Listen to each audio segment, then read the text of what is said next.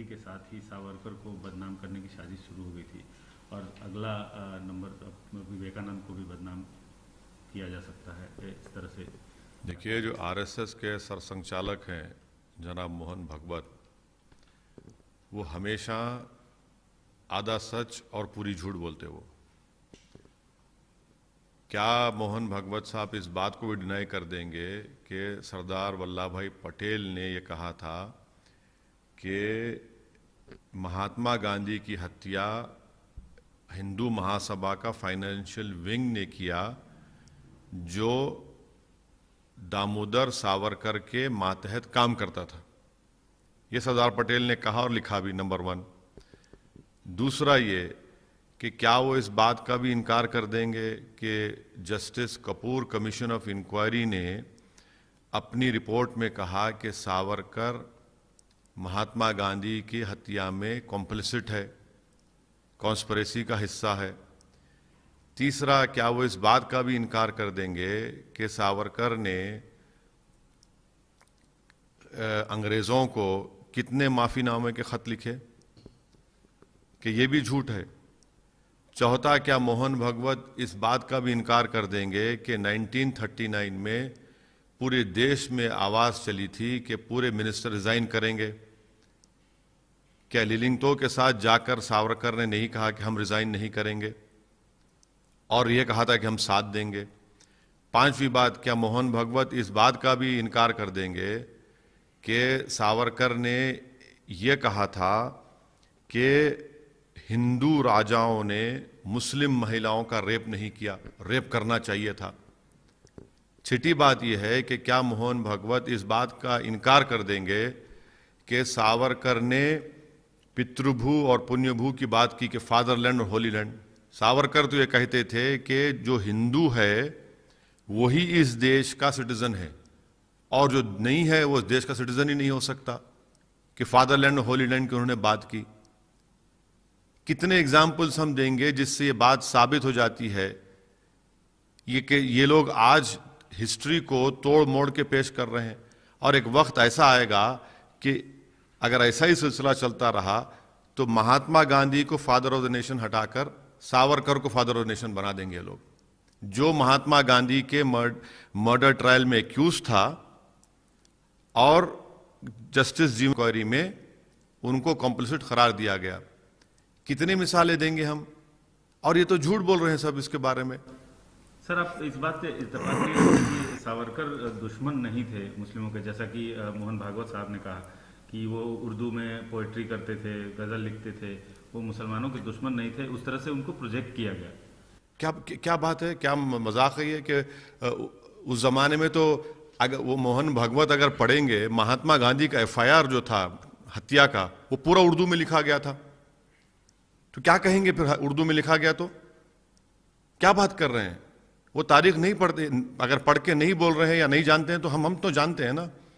महात्मा गांधी की हत्या का जो एफआईआर था उर्दू में था, और सावरकर की उर्दू के बारे में क्या बोलते थे सावरकर? उर्दू को तो सब हिंदुओं ने, हर मजहब के लोगों ने उसको प्रमोट किया। सावरकर तो उर्दू के भी खिलाफ थे, वो तो रिकॉर्डेड फैक्ट है। क्या सावरकर ने नहीं कहा कि यहूदियों को जर्मनी में ब्लेम किया गया? उन्होंने कहा कि जर्मनी जो यहूदियों से, यहूदियों को ब्लेम किया उन्होंने। कि सावरकर ने बात नहीं कही है? बात ये कौन सी मिसालें देंगे आपको? कितनी पूरी एक लंबी फेरिस्त है उनकी कि वो तो फैशिज्म और नाजिज्म को मानते थे सावरकर। सर, लेकिन आप बार बार चले गए, ये भी बात उन्होंने कही, जो विभाजन के बाद चले गए उनकी पाकिस्तान में कोई इज्जत नहीं है, लेकिन जो हिंदुस्तान के मुसलमान हैं वो अपने हैं। तो इस बात से आपको क्या तकलीफ होती है? वो तो सही बात बोल रहे हैं ना कि अपने हैं। देखिए, यही तो हम बता रहे हैं आपको। एक तरफ मुंबई में अपनी तकरीर में कहते कि इस्लाम आया हमले वारों की तरफ से, वो भी झूठ है। हमने बता दिया कि इस्लाम आया केरल में, जिस मस्जिद का फोटो मोमेंटो मोदी जी ने सऊदी अरब के बादशाह को दी। फिर दूसरी तरफ ये सावरकर की तारीफ करते हैं। सावरकर हिंदुत्व की आइडियोलॉजी में अपनी किताब में क्या लिखते हैं? फादरलैंड और होली लैंड। सावरकर की पूरी एक तारीख है, पूरा है ना। और फिर सावरकर महात्मा गांधी की हत्या में कॉम्प्लिसिट है, क्या उसको नहीं मानेंगे? अगर जस्टिस कपूर कमीशन की इंक्वायरी को नहीं मानते तो फिर मैं चैलेंज करूं आरएसएस को, बताएं कि पंडित दीनदयाल उपाध्याय की हत्या के बाद आपने कमीशन ऑफ इंक्वायरी मांगना था, चंद्रचूड़ कमीशन ऑफ इंक्वायरी बनी। तो ये इनका ये तो आंखों में धूल झोंकने के आदी हैं लोग, और ये समझते हैं कि इस तरह से कवर अप करेंगे, इस तरह से आदि सच और पूरा झूठ बोलेंगे तो देश एक्सेप्ट करना शुरू कर देगा। सबसे तकलीफ दे बात मुझे बहैसियत पार्लियामेंटेरियन ये है कि पार्लियामेंट के सेंट्रल हॉल में एक तरफ महात्मा गांधी की फोटो है और उसके राइट ऑपोजिट सावरकर की फोटो है, जिसको जस्टिस जीवनलाल कपूर कमीशन ने कहा था। अच्छा, ट्रायल में उनको कोरॉबोरेशन एविडेंस नहीं था तो एक्विट कर दिए, मगर क्या आप तस्वीर लगाएंगे गांधी की तस्वीर के सामने? क्या बताना चाह रहे हैं? बताना यही चाह रहे हैं कि देश को मैसेज दे रही है आरएसएस और बीजेपी कि अनकरीब में एक वक्त आने वाला है कि बापू फादर ऑफ द नेशन नहीं रहेंगे, सावरकर बन जाएंगे। सर, राजनाथ सिंह जी ने भी कहा कि रियलिस्ट आदमी थे सावरकर साहब, उन्होंने भी देखिए, राजनाथ सिंह यकीनन बीजेपी से उनका ताल्लुक है, संघ से उनका ताल्लुक रहा है और अभी भी है, मगर वो उनका जो एक परसेप्शन है अपोजिशन लीडर में कि भाई तो थोड़ा सुलझावा ठाकुर लीडर है ये, मगर अब तो झूठ बोल दिए, अब तो सुलझी भी बात नहीं कर रहे। महात्मा गांधी तो ये कहते थे कि जेल को जाना एक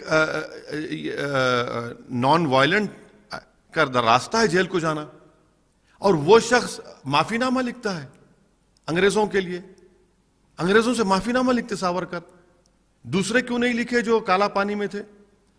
काला पानी में जाने के 8 महीने के अंदर सावरकर माफीनामा लिख दिए। तो राजनाथ सिंह इतनी झूठ क्यों बोल रहे हैं? इनके इस बयान के बाद तो उनको कोई सुलझावा नहीं मानेगा अभी। क्यों? हिस्टोरिकल फैक्ट है कि गांधी बोलते जेल जाओ, जेल भरो, और आप कह रहे हैं गांधी को से जोड़ रहे हैं। कहां कहां कहा गांधी, बताइए ना आपने, कितना तोड़ मोड़ के झूठ बोलते रहेंगे लोग। सर, पोजीशन और अपोजिशन की जो रूलिंग स्टेट है उन पर बोला गया कि ये उनकी वजह से है, ऐसा कुछ नहीं है, गलत। क्या जगन भी बीजेपी के पॉलिटिकल थिंकिंग में उनके खिलाफ है? आंध्रा की हुकूमत, वहां पर पावर कट शुरू हो चुके हैं। ये कंप्लीटली प्लानिंग नहीं की, इनके इस गवर्नमेंट का लेजीनेस है और इनमें वो विजन नहीं है। सेकेंड वेव खत्म हुई जून जुलाई में, आपको प्लानिंग करना चाहिए था ना, आप प्लानिंग नहीं करते, आप सिर्फ इंपल्सिव काम करते हैं, आप सोते रहते हैं। जब अचानक क्राइसिस आपके सर पर गिरती, देश पर गिरती, तो आप खड़े हो जाते हैं और हमेशा की आदत क्या है? दूसरों पे डाल दो। नहीं, भारत सुनिए, नहीं कोटे का राज्यों ने अपने कोटे का पावर नहीं, सुनिए, बिल्कुल गलत बात है। दिल्ली जो यूनियन टेरिटरी बना दिया आपने उसको, उसका क्या पावर प्रोड्यूस करता है? वो कहां से लेता है पावर? वो कौन बनाता है पावर दिल्ली का? ये एक फैक्ट है कि 135 जो कोल प्लांट्स हैं, 108 क्रिटिकली लो स्टॉक्स उनके पास है, और उसमें 28 जो है उनके पास तो सिर्फ एक दिन का स्टॉक है। आंध्र प्रदेश में लोड शेडिंग हो रही है, पंजाब में हो रही है। क्यों हो रही है भाई?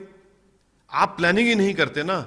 जिस तरह आपने कोविड की फर्स्ट वेव आई, उस वक्त अगर आप वैक्सीनेशन की प्लानिंग कर लेते तो सेकेंड वेव में लाखों लोग नहीं मरते थे भारत में।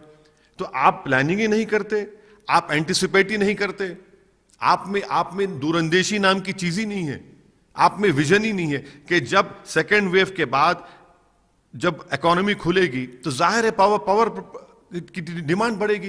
इकोनॉमी खुल रही है तो आपको तो विजुअलाइज ही नहीं किया ना आप। ये आपकी पॉलिसी है। तो हमेशा आपकी नॉन प्लानिंग की वजह से, आपकी गलतियों की वजह से इसका खैमियाजा देश को भुगतना पड़ेगा। और खास तौर से रूरल एरियाज में पावर ही नहीं है, अर्बन एरियाज में फिर भी पावर मिल जाए, रूरल एरियाज में लोड शेडिंग हो रहा है हर जगह पर। सर, एक अंतिम सवाल, आपका जो आजकल फेवरेट स्टेट बना हुआ है, जहां आजकल आप बार बार जा रहे हैं, उत्तर प्रदेश में, और लखीमपुर खीरी का जो इंसिडेंट हुआ, उस पर आपका क्या कहना है?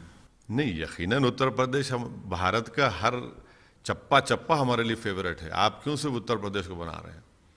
लखीमपुर खीरी में हम पूछना चाहते हैं आरएसएस के सरसंघचालक से,